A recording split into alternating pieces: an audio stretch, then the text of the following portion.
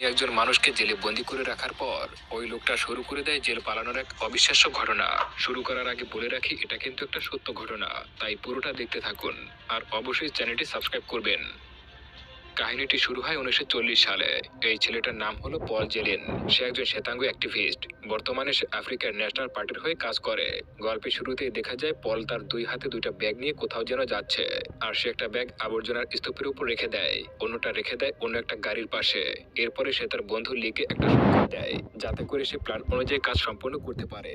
তাদের পরিকল্পনা হলো ব্যাগগুলোর মধ্যে থাকা বিস্ফোরক ওই লোকজনের মধ্যে যেন অ্যাক্টিভ হয়ে যায়। কথা মতো তাই হয়।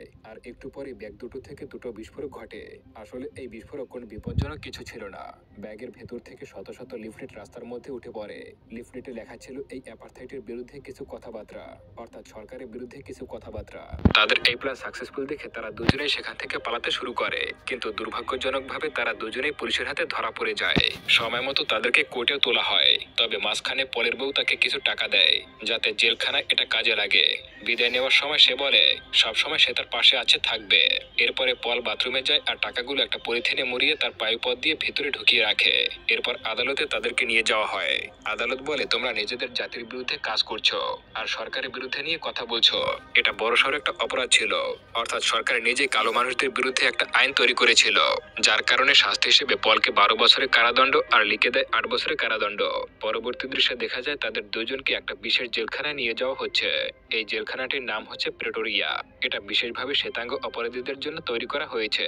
এরপর তাদের দুইজনকে জেল অফিসার মার্টিনের হাতে তুলে দেয়। তাদের কারাগারে নিয়ে যাওয়া হয় আর মার্টিন তাদেরকে এখানকার সবকিছু বুঝিয়ে দেয়। পল তখন চারপাশে সবকিছু দেখতে থাকে আর দেখতে পায় এখানে অটোমেটিক কিছু গ্রিল দরজা আছে, অসংখ্য নিরাপত্তা বেষ্টনী আছে, আর এই জায়গাটা বাইরের জগৎ থেকে সম্পূর্ণ আলাদা। কিছুক্ষণ পরে মার্টিন তাদেরকে নির্দিষ্ট একটা ছেলে নিয়ে যায়। তাদের ছেলেটা ছিল শক্ত ক্রিমের দরজার মধ্যে সুরক্ষিত অবস্থায়।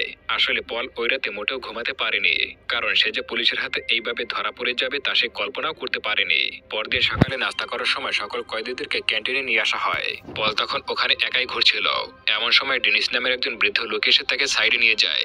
ডেনিস আসলে একসময় রাজনীতির সঙ্গে যুক্ত ছিল, আর তাকেও নাকি এই অ্যাপারথাইডের বিরুদ্ধে কথা বলার জন্য বন্দী করা হয়েছে। অর্থাৎ কালো মানুষদের জন্য কথা বলার জন্য তাকে বন্দী করা হয়েছে।